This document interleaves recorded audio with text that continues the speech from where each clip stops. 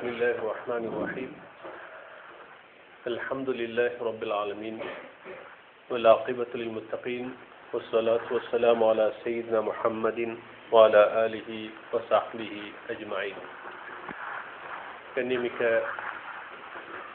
இந்த கல்லூரியின் நிர்வாகிகளே, அன்புக்குரிய அதிபர் அவர்களே, ஆசிரியர்களே, பெற்றோர்களே, பொறுப்பாளர்களே, இஸ்லாமிய சகோதரிகளே, அஸ்ஸலாமு அலைக்கும் வரஹ்மத்துல்லாஹி வபரகாத்துஹு. இந்த அருமையான பகல் பொழுதில் குறிப்பிட்ட ஒரு காலத்தை இந்த மத்திய மாகாணத்தின் மலைக்குன்றில் ஒரு அருமையான இனிமையான அழகிய சூழலிலே அல்லாஹ்வுடைய குர்ஆனுடைய நிழலில், நபி அவர்களுடைய சுன்னாவுடைய ஒளியில், இஸ்லாமிய வரலாற்றுடைய வழிகாட்டலிலே இந்த கல்லூரியில் அல்லாஹ்வுடைய வழிபாட்டில் சில ஆண்டுகளை கழித்துவிட்டு குடும்பத்துடன் அல்லது சமூகத்துடன் ஒன்றாக கலந்து வாழ்வதற்காக விடைபெறக்கூடிய இந்த தருணத்தில் சில விடயங்களை நாம் சிந்தனைக்கெடுப்பது மிக பொருத்தமானதாக இருக்கும். உங்களுக்கு தெரியும், உலகில் பெண்களை நெறிப்படுத்துவதற்கென்று பல அமைப்புகள் பல முயற்சிகள் செய்கின்றன. ஒரு கோணத்தில் நீங்கள் பார்த்தால், யூத அமைப்புகள் பெண்களுக்கென்று சில நெறிமுறைகளை வகுத்து வழிகாட்டல் முயற்சிகள் செய்கின்றன. கடைசியில் அது வழிகாட்டில் முடிகிறது.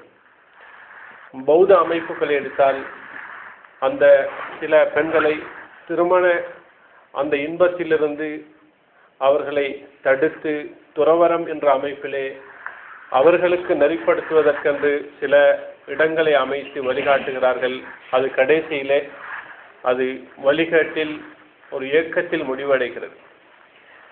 கிறிஸ்தவ தேவாலயங்களை நீங்கள் பார்த்தால், அதிலே கன்னியாஸ்திரிகள் என்று அந்த மரியம் அலைஹிஸ்ஸலாம் அவர்களுடைய சிந்தனையில் ஏதோ ஒரு அமைப்பிலே திருமணத்தை தடுத்து அந்த பெண்களை ஒரு ஏக்கமான வாழ்க்கையில் விடக்கூடிய ஒரு அமைப்பையும் நாங்கள் காணுகிறோம். இவ்வாறு உலகிலே பல சித்தாந்தங்களும் மார்க்கங்களையும் பின்பற்றக்கூடிய மக்கள் பலவித முயற்சிகளை பெண்களுக்காக செய்கிறார்கள். அவைகளெல்லாம் சைபரிலே, அதாவது ஒரு எந்த விதமான பயன்பாடும் இல்லாமல் முடியக்கூடியதைத்தான் நாங்கள் நடைமுறை உலகத்தில் மீடியாக்கள் ஊடாக நாங்கள் தெளிவாக விளங்குகிறோம்.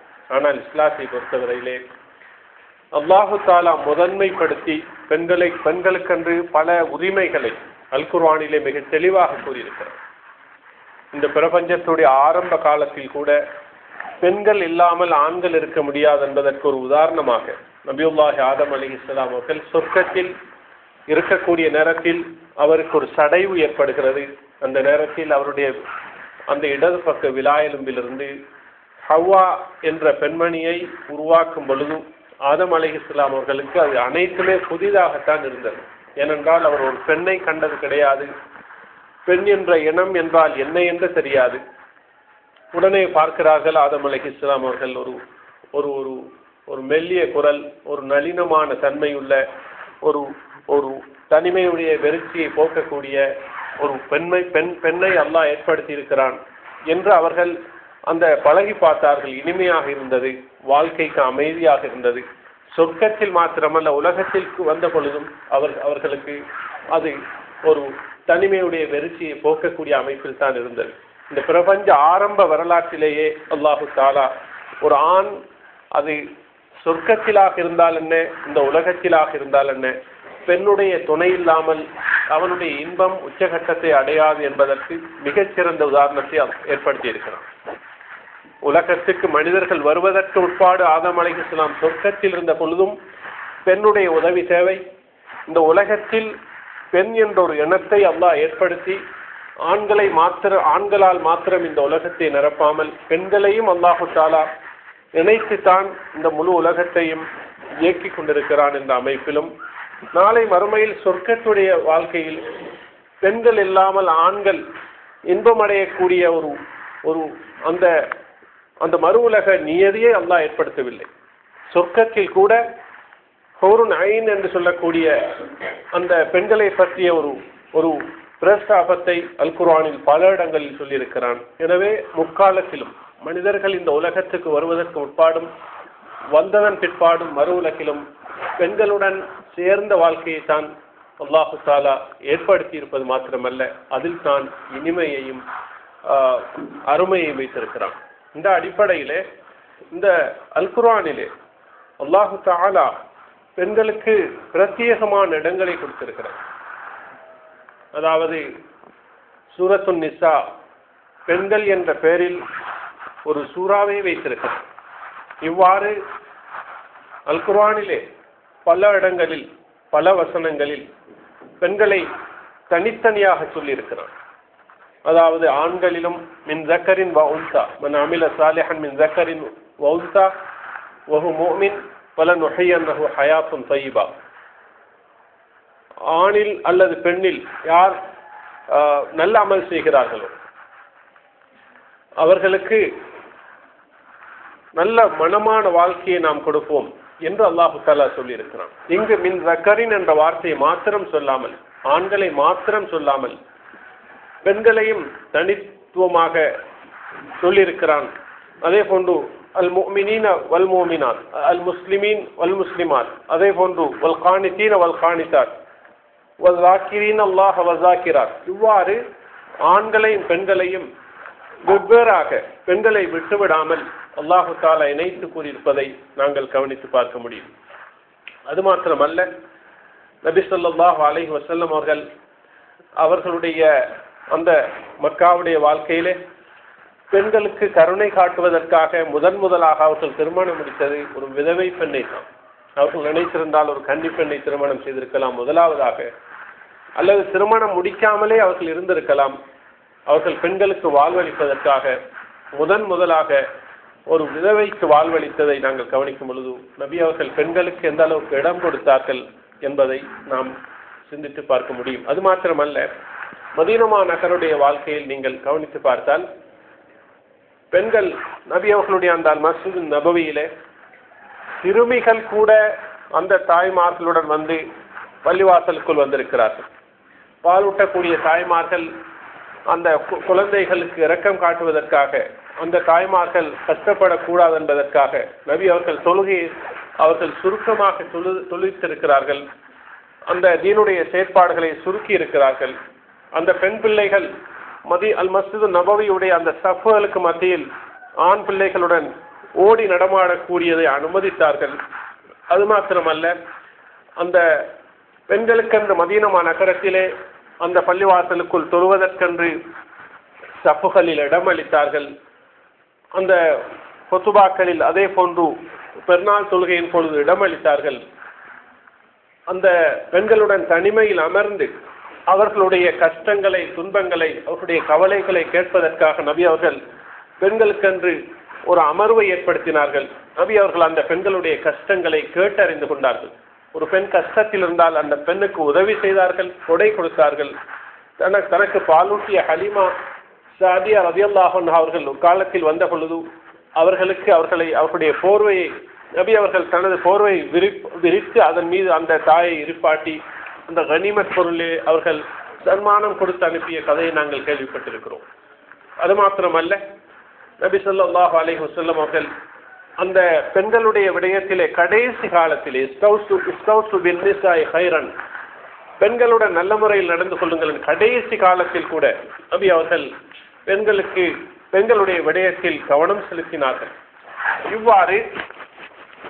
இவ்வாறு பெண்களுடைய விடயத்திலே அல்லாஹ்வும் நபி ஸல்லல்லாஹு அலைஹி வஸல்லம் அவர்களும் கூடுதலான கரிசனை காட்டியதை நாங்கள் அல் குர்ஆனிலே நபி மொழியிலே தெளிவாக நாங்கள் பார்க்க முடிகின்றது.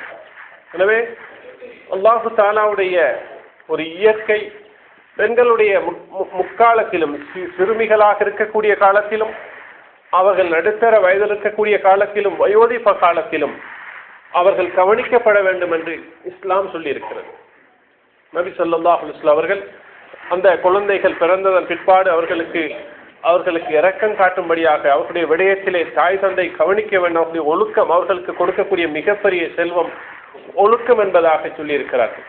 அது மாத்திரமல்ல, இஸ்லாம் ஆண் பெண்ணை உருவாக்குவதற்காக அது வைத்திருக்கக்கூடிய சட்டத்திட்டங்களும் அடிப்படைகளும் மிக புதுமையானது. அதாவது பல்பர் விதாத்தின், ஒரு பெண் 4 விடயங்களுக்காக திருமணம் செய்யப்படுவாள் என்ற அந்த ஹதீஸிலே கடைசியாக மார்க்கமுள்ள பெண்ணை கொண்டு நீ வெற்றி பெற்றுக்கொள் என்று இஸ்லாம் சொல்லியிருக்கிறது. இஃப்தாருலி நுதஃபிக்கும், அதாவது திருமணத்தின் பொழுது ஒரு பொருத்தமான சாலிஹான பெண்ணை திருமணம் செய்யும்படி அவ்வாறு சொல்லப்பட்டிருக்கிறது. அத்துன்யா மதா வ கைரு மதாயிஹால் மர்அத்து சாலிஹா, இந்த உலகமே இன்பப் பொருள் தான், அவைகள் அனைத்திலும் சாலிஹான பெண் தான் மிகச்சிறந்த ஒரு செல்வம் என்று கண்மணியான ஸல்லல்லாஹு அலைஹி வஸல்லம் சொன்னார். இய்யாக்கும் வ ஹதரா அத்திமன், குப்பையில் முளைத்த கீரையை உங்களுக்கு நான் எச்சரிக்கிறேன் என்று நபி ஸல்லல்லாஹு அலைஹி வஸல்லம் அவர்கள், அதாவது மோசமான இடத்திலே வளர்ந்த, அதாவது மோசமான ஒரு வீட்டில் வளர்ந்த ஒரு அழகிய பெண்ணை திருமணம் செய்யக்கூடாது என்று அவர்கள் கண்டிப்பாக தடை செய்திருக்கிறார்கள்.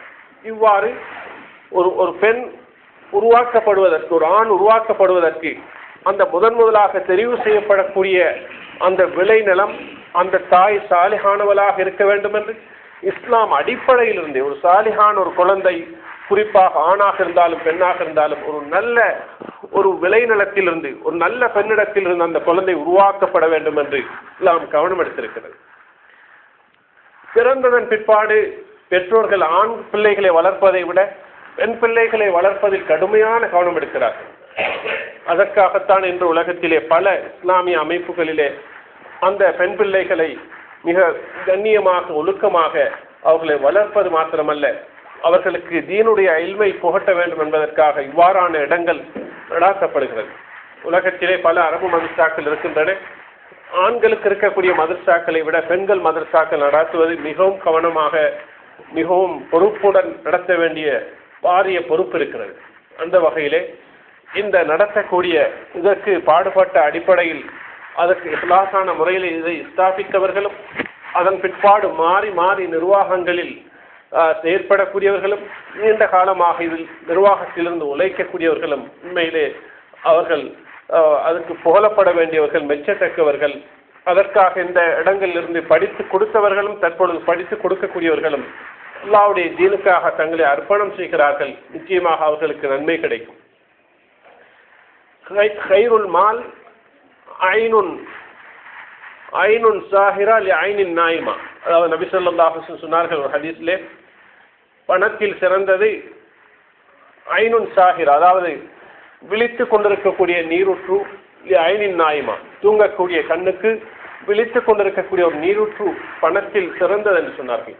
அதாவது ஒரு மனிதன் வீட்டிலே தூங்கி கொண்டிருக்கிறான், அவனுக்கு ஒரு நீரூற்று இருக்கிறது, அந்த நீரூற்றிலிருந்து பகல் இரவாக தண்ணீர் பாய்ந்து கொண்டிருக்கிறது அவனுடைய தோட்டங்களுக்கு, அது மிகப்பெரிய செல்வம் என்று சொன்னார்கள். அதே போன்றுதான் இந்த நிர்வாகத்துறையிலே கற்பித்தல் துறையில் ஈடுபடக்கூடியவர்கள், அவர்கள் செய்யக்கூடிய சிறு முயற்சிகளால் உருவாகக்கூடிய இந்த நல்ல உள்ளங்கள், அவர்கள் செய்யக்கூடிய அந்த நல்ல அமல்களிலே இவர்களுக்கு நன்மை வந்து கொண்டே இருக்கும். அந்த தொடரில் வரக்கூடிய அனைத்து நல்ல செயல்களில் இந்த நிர்வாகிகளுக்கும் இந்த படித்துக் கொடுக்கக்கூடியவர்களுக்கும் நிச்சயமாக பங்குண்டு என்பதை நாங்கள் மறுக்கவே முடியாது. இந்த அடிப்படையிலே இஸ்லாத்தை பொறுத்தவரையிலே பெண்கள் விடயத்தில் அவர்கள் 3 பகுதிகளில், 3 கோணங்களில் அவர்கள் இரக்கம் காட்டப்பட வேண்டும்.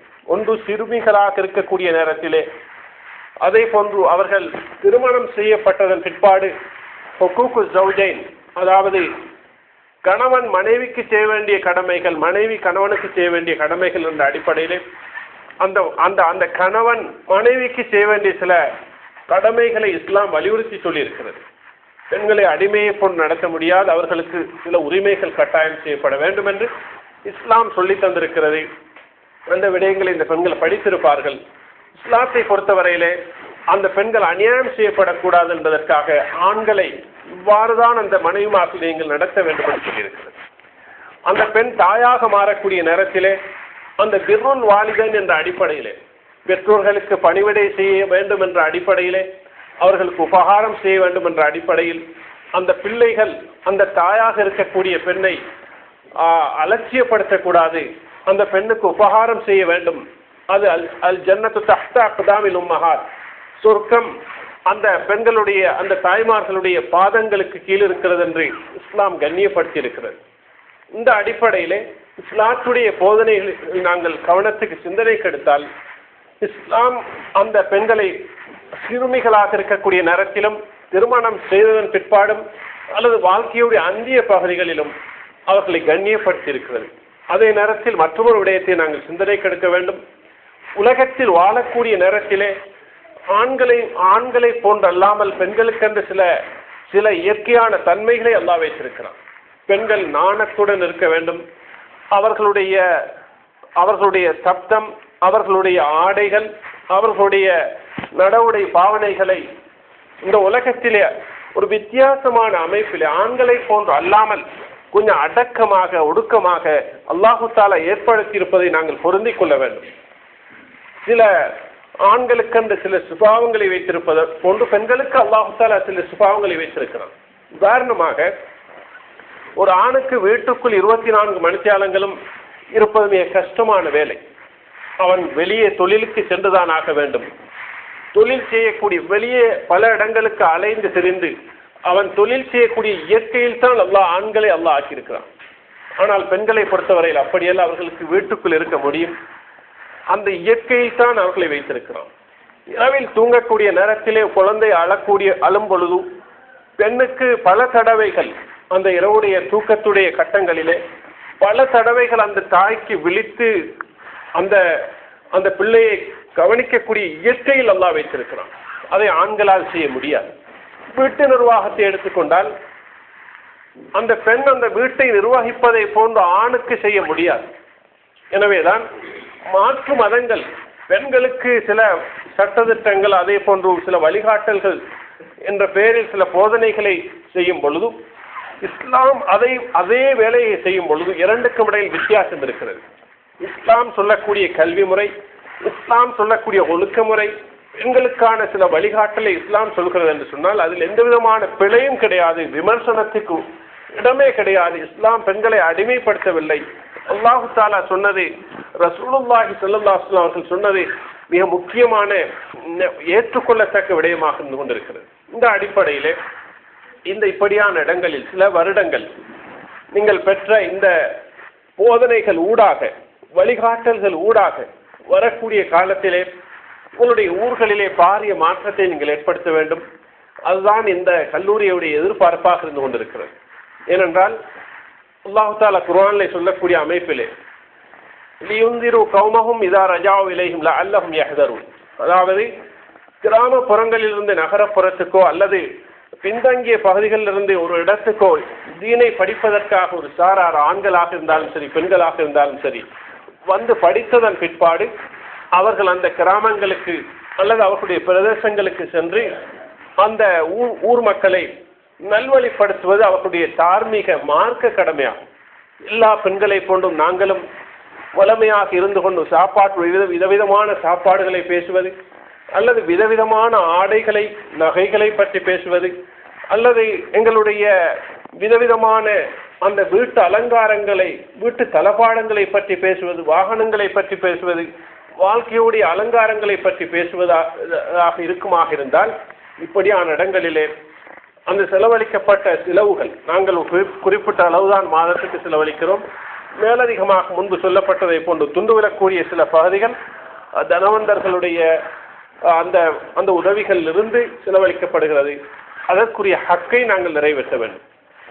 எல்லா பெண்களை போன்று நாங்கள் ஊர்களில் இருக்கக்கூடிய ஏனைய பெண்களை போன்று நாங்களும் இப்படியான இடங்களுக்கு வந்ததன் பிற்பாடு திரும்பி சென்று இருப்போமாக இருந்தால் அல்லது அதைவிட மோசமாக நாங்கள் இருப்போமாக இருந்தால் நிச்சயமாக இந்த செலவழிக்கப்பட்ட அந்த பணத்துக்குரிய அந்த அந்த அந்த பதிலை நாங்கள் நிச்சயமாக சொல்லியாக வேண்டும். அந்த பணத்தை நாங்கள் வீணடிக்கிறோம். முஸ்லிம் சமுதாயத்துடைய பணம், அந்த பணம் எங்களுக்காக வீணடிக்கப்பட்டிருக்கிறது. சில நேரம் அதில் சம்பந்தப்பட்டவர்கள் கூட பாவத்துக்குள்ளாகக்கூடிய நிலை வரும். உங்களுடைய பெற்றோர்கள் உங்களை அந்த இப்படியான இடத்துக்கு எதிர்பார்த்து விட்டதில் பெற்றோர்களுக்கு நீங்கள் அநியாயம் செய்யக்கூடிய நிலை ஏற்படும் அல்லது உங்களுடைய சந்ததிகளை அது பாதிக்கக்கூடிய ஒரு நிலைக்கு ஏற்படும். சலாஹுல், அதாவது சலாஹுல் ஆபா என்பவுல் அபுனா என்று சொல்வதை போன்று பெற்றோர்கள் நல்லவர்களாக இருந்தால் அவருடைய பிள்ளைகளுக்கு அது பயன் தரும். தாய் நல்லொரு பெண்ணாக இருந்தால் அவர்களுக்கு பிறக்கக்கூடிய பிள்ளைகளுக்கு அது பயன் தரக்கூடியதாக இருக்கும். அந்த அடிப்படையிலே நாங்கள் எங்களுடைய ஊர்களுக்கு சென்றால் மிக முக்கியமான 3 பணிகள் இருக்கிறது. அது முதலாவது பணிதான், அதாவது நாங்கள் ஒரு திருமணத்துடைய ஒரு கட்டத்துக்கு செல்கிறோம். ஒரு மனிதனுடைய வாழ்க்கை எப்படி அவன் விரும்பியோ விரும்பாமலோ அவனுடைய வாழ்க்கை அப்படி வாழ்ந்து முடிக்கப்பட வேண்டி ஏற்படும். நிச்சயமாக காலம் ஓடிவிடும். ஒரு கட்டத்தை நாங்கள் தாண்டி அடுத்த திருமணத்துடைய கட்டத்துக்கு செல்கிறோம். அவ்வாறு வரும்பொழுது அந்த கணவன்மாருக்கு செய்யக்கூடிய பணிவிடைகள் நாங்கள் இந்த இடங்களில் படித்ததை போன்று அல்லது இந்த இடங்களில் பெற்ற அடிப்படைகளை வைத்து நாங்கள் இன்னும் கல்வி கற்கக்கூடிய அந்த கற்று அது சம்பந்தமாக படித்து அந்த கணவன்மாருக்கு முன்மாதிரியான அமைப்பில் இந்த இடத்துக்கு இந்த பிள்ளை ஓதச் சென்றதன் பிற்பாடு அதனுடைய இல்லற வாழ்க்கை முன்மாதிரியாக இருக்கிறது என்று மற்றவர்கள் சொல்லக்கூடிய அமைப்பிலே அல்லாஹு தாலா சந்தோஷம் அடையக்கூடிய அமைப்பிலே உங்களுடைய இல்லற வாழ்க்கையை நாங்கள் அமைத்துக் கொள்ள வேண்டும் என்ற உறுதிப்பாடு இந்த இடத்தில் நிச்சயமாக உங்களுக்கு ஏற்பட வேண்டும். அடுத்ததாக பிள்ளை வளர்ப்பு விடயத்திலே நாங்கள் திருமணம் முடிப்பதற்காக முடித்தோம், ஆசையை நிறைவேற்றும் வழியில் பிள்ளைகள் பிறந்தன, அந்த பிள்ளைகள் எப்படியாவது வாழ்ந்து விட்டு செல்லட்டும் என்று நாங்கள் நினைக்கக்கூடாது. அது மிருகங்களுடைய உணர்வு. நாங்கள் அல்லாஹு தாலாவுடைய ஒரு முக்கியமான ஒரு பணி, அதாவது திருமணத்துடைய முக்கியமான சில நோக்கங்களில் ஒன்றுதான் ஈஜாதுன் நஸ்ல். திருமணம் முடிக்கும் பொழுது குழந்தை பெறக்கூடிய அந்த பெண்ணை திருமணம் செய்யுங்கள் என்று ஆண்கள் சமுதாயத்தை பார்த்து அல்லாஹ் சொல்லி அந்த நபி ஸல்லல்லாஹு அலைஹி வஸல்லம் தஸவ்வஜுல் அல் வலூத் அல் வதூத், அதாவது அன்பு செலுத்தக்கூடிய குழந்தை பெறக்கூடிய பெண்ணை பார்த்து நீங்கள் திருமணம் செய்யுங்கள் என்று சொல்லப்பட்டதனுடைய உள்ளர்த்தம் என்னவென்று சொன்னால் திருமணத்துடைய பிரதானமான நோக்கம் சாலிஹான குழந்தைகளை பெற்றெடுப்பதுதான். நாங்கள் திருமண வாழ்க்கையிலே ஏனையவர்கள் செய்வதை போன்று ஊர்களில் உள்ள ஏனையவர்கள் செய்வதை போன்று ஆசைக்காகத்தான் திருமணம் முடிக்கிறோம் என்ற தன்மை இப்படியான இடங்களுக்கு வந்து ஓதியதன் பிற்பாடு வரக்கூடாது. நாங்கள் மரணித்ததன் பிற்பாடு அல்லாஹ்வுடைய தீனை புவியில் ஹயாத்தாக்கக்கூடிய சாலிஹான குழந்தைகளை நாங்கள் உருவாக்கிவிட்டு செல்ல வேண்டும் என்ற முதலாவது அடிப்படை நோக்கம் எங்களுக்கு வர வேண்டும். கணவன் வெளியே சென்றால் அவருடைய வீட்டை பாதுகாக்க வேண்டும், அவளுடைய கற்பை பாதுகாக்க வேண்டும், குழந்தைகளை ஒழுக்கமுள்ளவர்களாக வளர்த்தெடுக்க வேண்டும். இதாக முக்கியமானது. இன்று முஸ்லிம் சமுதாயத்திலே முஸ்லிம்களுடைய வீடுகளையும் முஸ்லிம் அல்லாதவர்களுடைய வீடுகளையும் நாங்கள் எடுத்துக்கொண்டால் முஸ்லிம்களுடைய வீடுதான் முன்மாதிரியான வீடாக இருக்க வேண்டும். வீட்டு வேலைகள் செய்வதிலே ஃபாத்திமா ரலியல்லாஹு அன்ஹா அவர்களை பற்றி நாங்கள் கேள்விப்பட்டிருக்கிறோம். அவர்கள் தண்ணீர் இழுத்து அவர்களுடைய அந்த தோல் புயம் அதே போன்று அவர்களுடைய உடம்பில் சில பகுதிகளிலே அடையாளம் இருந்தது. அவர்கள் வீட்டிலே ரொட்டி சுடக்கூடியவர்களாக இருந்தார். வீட்டு விவகாரங்களை அந்த கஷ்டத்துடன் கவனிக்கக்கூடிய நிலையில் இருந்தார். ஆயிஷா ரலியல்லாஹு அன்ஹாவுடைய வாழ்க்கையை நாங்கள் படித்திருக்கிறோம். அவர்கள் இல்மு தேடுவதில் கடுமையாக ஆர்வம் உள்ளவர்களாக இருந்தார்கள். அந்த கணவன் தீனை விட்டு தூரமாக இருந்தால் எங்களுடைய தீன் பக்கம் அவர்களை இழுக்கக்கூடிய அமைப்பில் நாங்கள் இருக்க வேண்டும். தீனுள்ள அமைப்பில் எங்களுடைய திருமணங்கள் அமைய வேண்டும். பெற்றோர்கள் அந்த விடயத்தில் கவனம் செலுத்த வேண்டும்.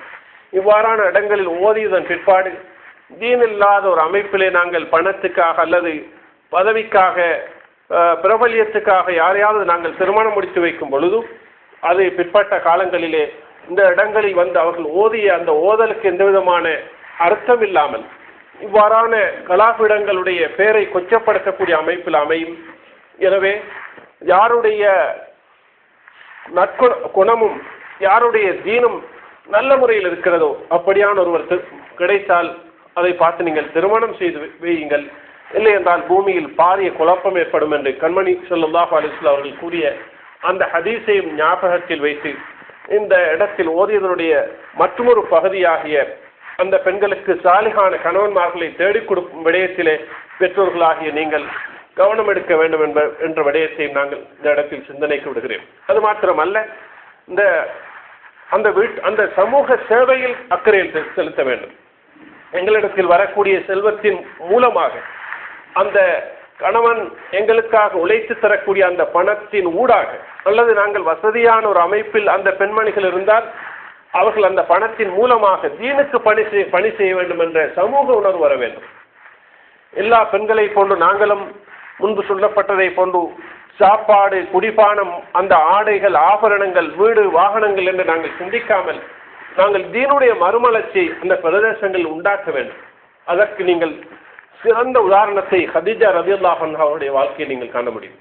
மக்காவுடைய மிகப்பெரிய சீமாட்டி, அவர்கள் தன்னுடைய கற்பை பாதுகாத்து, மானத்தை பாதுகாத்து மக்காவிலே மிகப்பெரிய வியாபாரத்தில் ஈடுபட்டு கொண்டிருந்த பொழுது நபி ஸல்லல்லாஹு அலைஹி வஸல்லம் அவர்கள் திருமணம் முடிக்கிறார்கள். இவர்கள் அவருடைய முழு செல்வத்தை அல்லாஹ்வுடைய தீனுக்காக செலவழித்தார்கள். உமர் இப்னு அப்துல் அஸீஸ் ரஹ்மத்துல்லாஹி அவருடைய மனைவி அவருடைய செல்வங்களை அல்லாஹ்வுடைய பாதையிலே செலவழித்தார்கள். மதீனாவுடைய வாழ்க்கையிலே சஹாபி பெண்மணிகள் அல்லாஹ்வுடைய தீனுக்காக செலவழித்தார்கள். தபூக் யுத்தத்துடைய நேரத்தில் நகைகளை அள்ளிக்கொண்டு கொடுத்தார்கள் சஹாபி பெண்மணிகள். செல்வம் இருந்தால் அல்லாஹ்வுடைய பாதையில் செலவழிப்பது மாத்திரமல்ல, பாரிய முன்பு சொல்லப்பட்டதை போன்று சமூக விவகாரங்களில் நாங்கள் ஈடுபட வேண்டும், சமூக சீர்திருத்த பணிகள் ஈடுபட வேண்டும். இஸ்லாமிய வரலாற்றில் நாங்கள் படித்திருக்கிறோம். குறிப்பாக அஸ்மா பின்த் அபீ பக்கர் இவர்கள் மக்காவிலே நபி ஸல்லல்லாஹு அலைஹி வஸல்லம் அவர்களும் அபூபக்கர் சித்திக் ரலியல்லாஹு அன்ஹு அவர்களும் அந்த மக்கா முஷ்ரிக்குகளுடைய தீங்குக்கு பயந்து அல்லாஹ்வுடைய அந்த பாதையிலே வெளியேறி சென்ற நேரத்தில் அவர்கள் அபாயகரமான ஒரு கட்டத்திலே அவர்கள் உணவு எடுத்து சென்றார்கள். அது மிகப்பெரிய ஒரு சமூக சேவைக்கு முன்னுதாரணமாகும். அது மாத்திரமல்ல, அந்த சுமையா ரலியல்லாஹு அன்ஹா அவர்கள் அல்லாஹ்வுடைய தீனுக்காக ஹயாத்தாக்கப்பட்ட அவர்கள் ஷஹீதாக்கப்பட்டார்கள். அல்லாஹ்வுடைய தீனுக்காக அவர்கள் துணிந்து கோழையாக ஒரு பெண் இருக்கக்கூடாது. இந்த நாட்டை பொறுத்தவரையிலே எல்லா பெண்களும் உயிரை பயப்படுவதை போன்று, அல்லது தன்னுடைய ஆபரணங்கள், வீடு, வாகனங்கள் எல்லாம் பறிபோய்விடும் என்பதற்காக தீனை விடக்கூடிய நிலையில் நாங்கள் இருக்க முடியாது. வீரமிக்கவர்களாக இருக்க வேண்டும். அந்த சுமையா ரலியல்லாஹு அன்ஹுடைய தியாகம் அதுக்கு சிறந்த உதாரணமாக இருக்கிறது. அது மாத்திரமல்ல, உங்களுக்கு தெரியும், நூருத்தீன் ஜங்கி அவர்களுடைய மனைவி இஸ்மத்துத்தீன் ஹாத்தூன் அவர்கள் அல்லாஹ்வுடைய தீனுக்காக மிகப்பெரிய தியாகம் செய்த ஒரு பெண்மணியாக இருந்தார். உஸ்மானிய அந்த சாம்ராஜ்யத்திலே குறிப்பாக அவர்கள் செய்த தியாகம் என்றுமே மறக்க முடியாது.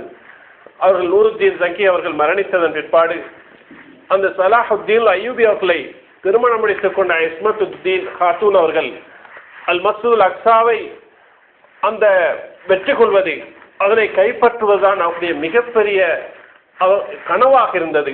அதற்காக இரவு பகலாக தன்னை அர்ப்பணித்தார்கள். தனது செல்வத்தை தியாகம் செய்தார்கள். தனது இரண்டாவது கணவன் சலாஹுத்தீன் அய்யூபி அவர்களுடன் சேர்ந்து அந்த அல் மஸ்ஜிதுல் அக்ஸாவை மீட்டெடுப்பதற்காக அவர்கள் பாடுபட்ட அந்த வரலாற்று முன்மாதிரி நாங்கள் அல்லாஹ்வுடைய தீனை ஹயாத்தாக்குவதற்காக அவ்வாறான பெண்களை போன்று நாங்கள் இருக்க வேண்டும். உங்களுக்கு சுபைதா கால்வாயை பற்றி தெரியும். மக்காவிலே அதனை நோக்கி வரக்கூடிய ஹாஜிகளுக்கு நீர் புகட்டுவதற்காக அந்த பெண்மணி தனது பணத்தை செலவழித்து அந்த கால்வாயை உருவாக்கினார்.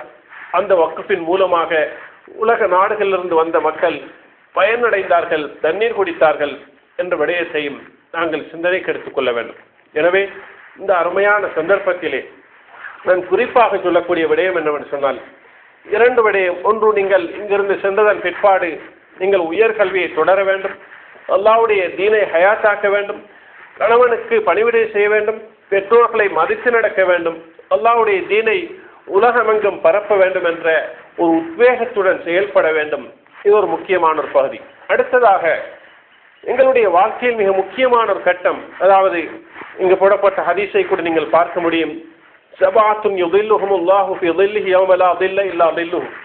நிழலே இல்லாத கியாமத்துடைய நாளையிலே அல்லாஹ்வுடைய நிழல் மாத்திரம் தான் நிழலாக இருக்கும். அந்த கட்டத்தில் 7 பேருக்கு அல்லாஹ் நிழல் கொடுப்பான். அதில் ஒன்றுதான் ஷாபுன் நஷா ஃபீ இபாதத்தில்லாஹ். அல்லாஹ்வுடைய வழிபாட்டில் வளர்ந்த ஒரு வாலிபன், ஒரு பெண்மணி குறிப்பிட்ட சில வாலிப பருவத்திலே அல்லாஹ்வுடைய வழிபாட்டிலே, அல்லாஹ்வுடைய குர்ஆனுடைய, நபியுடைய சுன்னாவுடைய, சஹாபி பெண்மணிகளுடைய அந்த வழிகாட்டலிலே, நிழலிலே இப்படியான ஒரு சூழலில் வாழக்கூடிய பாக்கியம் கிடைக்குமாக இருந்தால் நாங்கள் அல்லாஹ்வுக்கு சுக்ர் செய்ய வேண்டும். இந்த நாள் வேகமாக சென்றுவிடும். ஆனால் வாழ்க்கையில் மரணிக்கும் வரைக்குமே இந்த நாளும் இதற்கு முற்பட்ட வருடங்களும் உங்களுடன் சம்பந்தப்பட்ட ஆசிரியர்களும் கஷ்டப்பட்ட நிர்வாகிகளும் இந்த இடத்தில் உள்ள ஊழியர்களும் உங்களுக்கு வாழ்க்கையில நிழலாடி கொண்டிருக்கும். மரணிக்கும் வரைக்கும் இப்படியான இந்த இடங்களுடைய அருமையான இனிமையான நாட்கள் உங்களுக்கு இரவுகள் மறக்காது. எனவே இந்த நாட்களை இந்த இரவுகளை நீங்கள் ஞாபகத்தில் வைத்து இந்த இடத்தை கொண்டு செஞ்சோற்று கடனுடன் நன்றியுடன் நடப்பது ஆக முக்கியமானதாகும். ஒரு எந்த இடத்தில் நாங்கள் படித்தோமோ அந்த இடம் தான் எங்களுக்கு மிக முக்கியமானது. உலகத்தில் நிறைய தந்தைமார்கள் இருக்கலாம், நிறைய தாய்மார்கள் இருக்கலாம், அழகானவர்களாக இருக்கலாம், வசதி படைத்தவர்களாக இருக்கலாம், உயர் பதவிகள் இருக்கலாம்.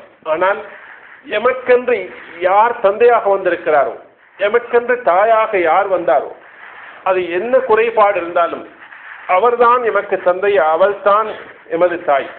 இந்த அடிப்படையிலே அவர்களை நாங்கள் மறக்கக்கூடாது. அதே போன்று உலகத்தில் எத்தனையோ சர்வ கலாசாலைகளும் அந்த கல்விக்கூடங்களும் இருக்கலாம். எந்த இடம் உங்களுடைய வாழ்க்கையுடைய இப்படியான கட்டங்களில் உயர்வதற்கு கை கொடுத்ததோ அந்த இடத்தை நாங்கள் மறக்கவே கூடாது. ஏனென்றால் எங்களுடைய தொடர் வாழ்க்கையில் நாங்கள் ஏறி சென்ற படிகள், எங்களுக்கு கை கொடுத்த இடங்கள், அந்த அடிப்படையிலே எங்களால் முடியுமான பங்களிப்பை நாங்கள் செய்வது. எங்களிடத்தில் இருக்கக்கூடிய செல்வம், அதாவது மாதாந்தம் ஒரு கணக்கு நாங்கள் செலுத்த முடியும். இங்கு 50க்கு மேற்பட்ட மாணவிகள் கற்று பட்டம் பெற்றதாக சொல்லப்படுகிறது. இன்றும் பட்டம் பெறுகிறார்கள். இங்கு இருக்கக்கூடிய மற்றவர்களும் பட்டம் பெறக்கூடும். அவர்கள் மாதாந்தம் ஒரு கணக்கு நாங்கள் கொடுக்கக்கூடாது, எங்களுக்கு வருமானம் குறைவாக இருக்கிறது, நாங்கள் எப்படி பல செலவுகளுக்கு மத்தியில் கொடுப்பது என்று சிந்தித்தவர்கள் ஒரு ரூபா கொடுக்க மாட்டார்கள். ஆனால் தர்மத்துடைய சதகாவுடைய சிறப்புகளை பற்றி நீங்கள் படித்து பார்த்தால் நபி அவர்களோ நபியுடைய அந்த சஹாபாக்களோ சஹாபி பெண்மணிகளோ லட்சக்கணக்கான கோடிக்கணக்கான ரூபாக்களை வைத்து பணம் அந்த தர்மம் செய்த கதை அங்கு வராது. அவர்கள் சாப்பிடுவதற்கு சாப்பாடு இல்லாமல் கொஞ்சம் வைத்துக் கொண்டிருக்கிறார்கள். அந்த நேரத்தில் தான் அவர்கள் தர்மம் செய்திருக்கிறார்கள். வீடு மிக எளிமையாக இருக்கிறது, வீட்டு தளபாடங்கள் எளிமையாக இருக்கிறது, அவர்களுக்கு வருமானத்துக்கு வழி கிடையாது. இந்த நேரத்தில் தான் தர்மம் செய்தார்கள். நீங்கள் சஹாபாக்கள் சரிதை முழுக்க படித்து பாருங்கள்.